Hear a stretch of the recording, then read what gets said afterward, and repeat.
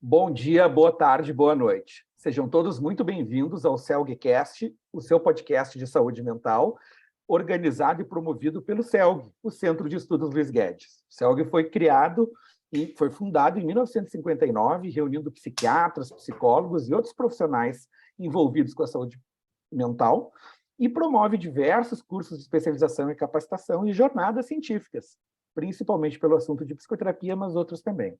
Então, vocês estão convidados para dar uma conferida no nosso site, no celg.org.br.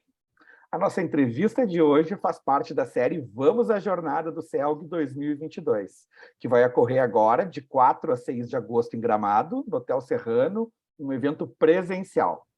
A temática da jornada vai ser resiliência, encontros e desencontros. Algo essencial nos dias de hoje e em todas as faixas etárias, idosos, adultos e crianças e adolescentes. No nosso assunto de hoje, a gente vai falar sobre uma das temáticas dentro do eixo de psiquiatria da infância e adolescência, que é depressão, ansiedade e automutilação relacionados à pandemia, que no evento vai acontecer no sábado, às 14h. A gente vai entrevistar hoje o psiquiatra Guilherme Vanoni Polanzik. Ele fez a psiquiatria geral e a psiquiatria da infância e adolescência aqui no Hospital de Clínicas de Porto Alegre, na URGS, mestrado, doutorado, fez um pós-doutorado nos dois continentes, tanto na Europa quanto nos Estados Unidos, integrando os melhores aspectos de cada um deles, professor do Departamento de Psiquiatria da Faculdade de Medicina da USP, coordena uma série de programas de pesquisa, trabalha bastante com TDAH, mas a parte também de diagnóstico e de intervenções precoces, e também está numa posição de assistência importante que ele está gerenciando a unidade de internação de crianças e adolescentes do Instituto de Psiquiatria lá da USP. O Guilherme é um pesquisador que qualquer departamento de psiquiatria no mundo teria orgulho de ter ele como professor, pesquisador e clínico. E ele é conhecido pela capacidade de agregar pessoas e conseguir com que todos foquem e contribuam com o seu melhor para os objetivos de um projeto, uma pesquisa, uma atividade assistencial, de modo em excelência. Guilherme, muito obrigado pelo teu tempo. Super prazer, muito obrigado pela belíssima introdução, fiquei lisonjeado. Um orgulho para todos nós aí, Guilherme. Né? E tu vai abordar um assunto que ganhou mais peso na segunda metade da pandemia. Né? Na primeira metade da pandemia era conhecer o vírus, repercussões de saúde, como é que os governos poderiam entregar saúde para a população, produtividades nas empresas, e o foco era principalmente para as pessoas que estavam internando, morrendo e ficando doentes, adultos e idosos. Mas parece que na segunda metade da pandemia se deu a atenção necessária, enfim, e merecida para as crianças e adolescentes também, e para a saúde mental delas. Eu queria que tu nos dissesse, um panorama de o que tu vai abordar na jornada agora de agosto, Guilherme. Realmente. Bom, primeiro, é um super prazer estar aqui conversando contigo, Alexandre, e vai ser um super prazer estar em Gramado com vocês e, enfim, tantos colegas queridos e amigos. E vai ser uma oportunidade muito bacana de conversar junto com o Vitor Mardini, que vai estar comigo na mesa, sobre os efeitos da pandemia, gerando ansiedade, gerando depressão e na gênese também, muitas vezes, de comportamentos de automutilação que parecem estar cada vez mais frequentes nos ambulatórios, nos consultórios, nas escolas. Né? Realmente a pandemia se constitui, porque não acabou e ainda nós estamos vendo muitos efeitos atuais dela, né? Se constitui uma situação de estresse importante. Muitos estudos nacionais e internacionais mostram taxas muito altas, Alexandre, de ansiedade e de depressão entre crianças e adolescentes. Nós temos um estudo no nosso país, o nosso grupo fez um estudo que incluiu crianças de todos os estados brasileiros e que mostrou que 1 em cada 3 crianças e adolescentes durante a pandemia, lá entre 2020 e 2021, 1 em cada 3 apresentava níveis clínicos de ansiedade e de depressão. Então, realmente, números muito grandes. e que traduzem o que a mídia vem noticiando, o que nas escolas, o que nos clubes, entre amigos, vem se conversando, né? Como as crianças foram afetadas e as diversas repercussões que a pandemia vem tendo sobre elas. Então, sobre isso, sobre essas manifestações, sobre esses números, sobre a compreensão desse cenário macro que eu vou falar lá no sábado. Excelente. E antes até da gente entrar um pouquinho mais a fundo na palestra, antes nos explica assim, qual é a associação dessa temática, né, com até a temática do evento no geral, que é resiliência, encontros e desencontros. Assim, o que vocês já pensaram sobre esse link, especificamente, já que tu também trabalha com a parte de prevenção, enfim, e outros aspectos, né? Realmente, a pandemia, como uma situação de estresse, ele tem o potencial de gerar problemas emocionais importantes, né? Toda situação de estresse, nós sabemos que tem esse potencial, e no contexto de uma situação de estresse, a resiliência também pode acontecer. A capacidade de uma adaptação positiva frente a esse estressor tão grande, né? E a pandemia realmente proporcionou um estressor que, para muitos, serviu como um propulsor para o desenvolvimento. Frente ao estresse, frente a todas as situações difíceis que aconteceram, muitas famílias, muitas crianças, muitos adolescentes conseguiram viver essa situação e se desenvolver, e aprendeu algo mais, lidar com o inevitável e com a incerteza, desenvolver novos grupos sociais, novas estratégias para lidar com o tédio, novas atividades em casa, novas relações familiares que se estabeleceram com um convívio mais próximo, né? Então, realmente houve uma possibilidade, e nós observamos isso, né? Muitas famílias, né, conseguindo lidar com isso de uma forma que propiciasse o desenvolvimento das crianças. Mas a pandemia, de uma forma muito trágica, né? Ela trouxe a quebra de muitos potenciais fatores de resiliência, né? Então, ela tornou as famílias mais afastadas umas das outras, então dificultou o contato social, né, que a gente sabe que é um fator importante para a promoção da resiliência, o suporte social.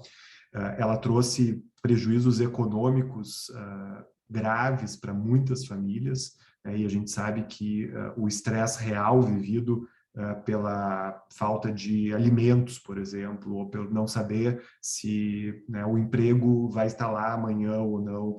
Então, a gente sabe que isso também é um potencial agravante aí para que uma família possa lidar com o estresse de uma forma adequada, né? Então, nesse contexto, a ansiedade e a depressão são resultados, né, da falta ou da impossibilidade de lidar com esse estresse de uma forma saudável.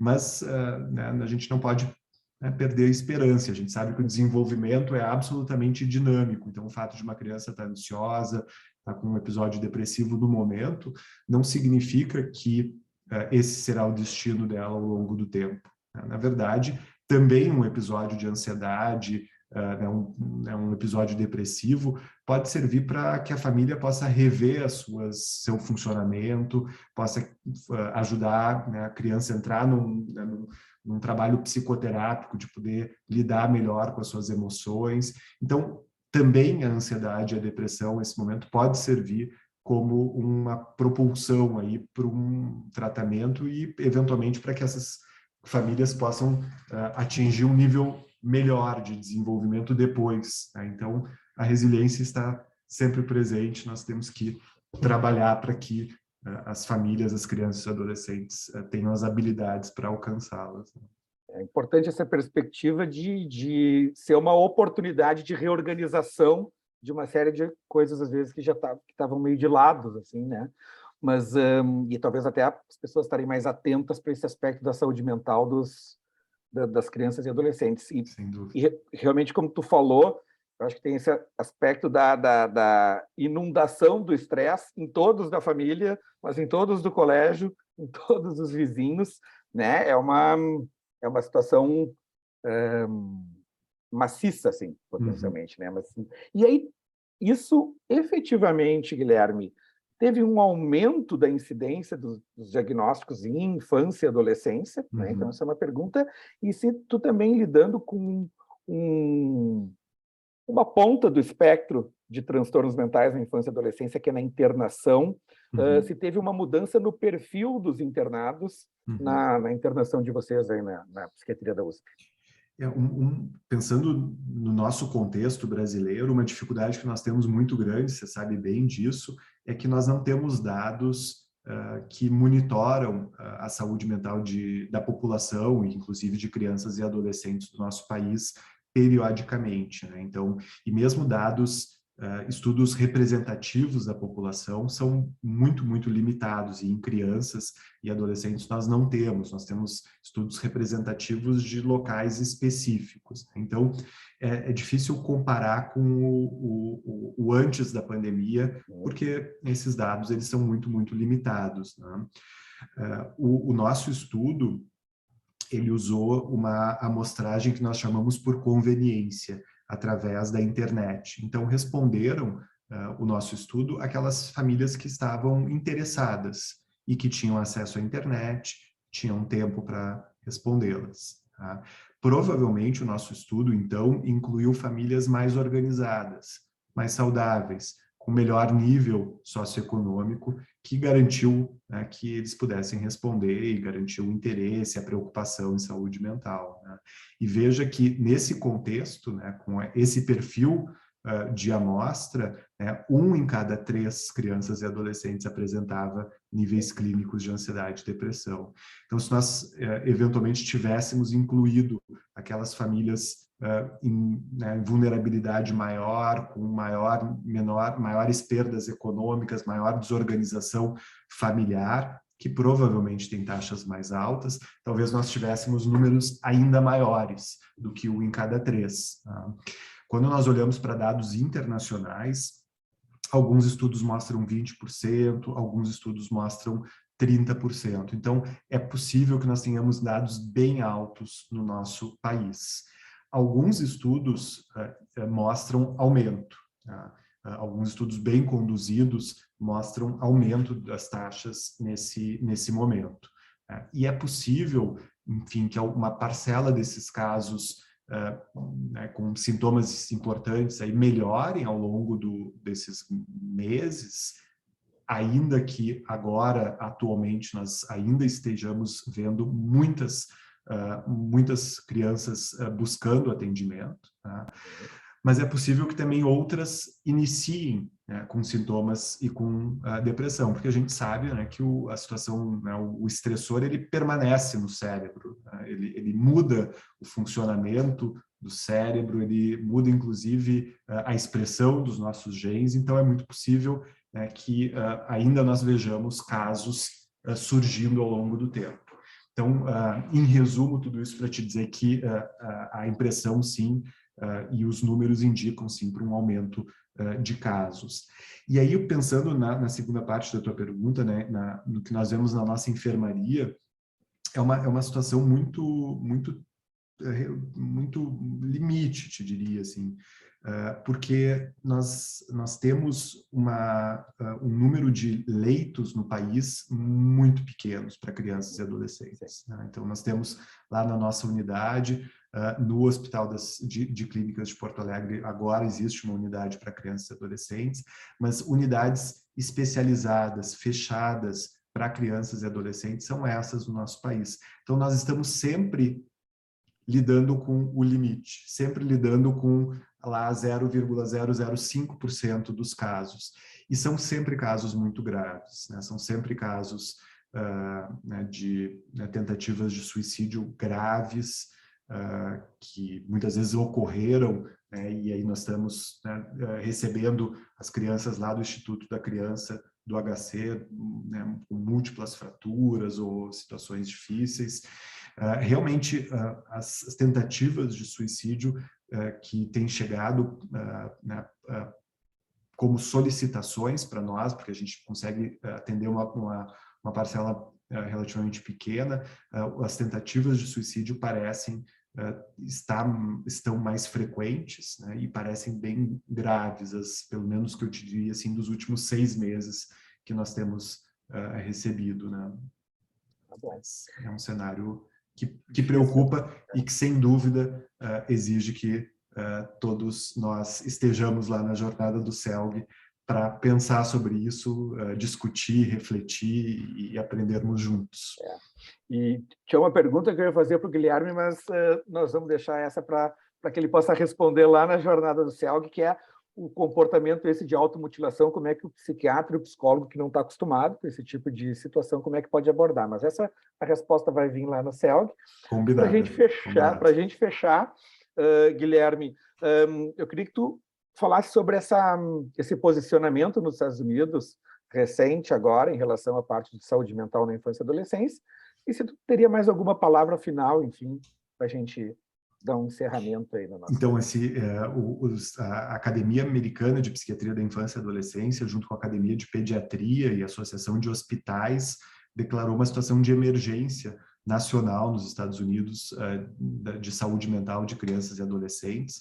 O cirurgião geral, né, o médico geral, que ocupa um posto importante no governo norte-americano, publicou um documento falando sobre saúde mental em crianças e dando diretrizes em relação à conduta, né, tanto dos serviços quanto de políticas públicas, né? Então, é um momento em que a sociedade para e, de uma forma clara, discute a importância, discute a gravidade da situação e as diretrizes para que isso possa ser manejado, que isso possa ser os efeitos mitigados. E acredito que seja isso que nós também precisamos no nosso país, porque esse cenário ele também está acontecendo aqui. A diferença é que realmente nós temos um sistema de saúde mental muito mais deficitário, e aí realmente o que nós precisamos é nos articularmos, é estudarmos, é entendermos como lidar, é termos números nacionais para que a gente possa mostrar esse cenário e que a gente possa ter uma chance de modificá-los, né? E espero que lá no sábado, no dia 6 de agosto, é isso? 6, isso mesmo. 6 de agosto. A gente tenha a oportunidade de todos nos encontrarmos lá e conversarmos sobre isso. Muito obrigado, então, Guilherme. Vocês viram que as respostas do Guilherme são embasadas tanto na parte de estudos, mas quanto na experiência e perspicácia clínica dele, né? Então, vão estar todos convidados até para acompanhar os outros CELGcasts que já estão nas plataformas de podcast, e a gente também está colocando os CELGcasts no canal do YouTube do CELG. Guilherme, muito obrigado por ter achado um intervalo no teu consultório para, enfim, ter essa conversa com a gente, né? E lembramos a todos que ainda é possível se inscrever na jornada no celg2022.com.br. O meu nome é Alexandre Enes Henriques, eu sou médico psiquiatra, o diretor de tecnologia atual do CELG, e muito obrigado a todos pela atenção e nos vemos na jornada. Um abraço. Obrigado. Isso aí, legal. Guilherme. Obrigadão. Valeu. Boa viagem para vocês e nos vemos lá em Gramado. Um beijo para a Mari. Combinado. Tá, feito. Tchau. Tchau, tchau.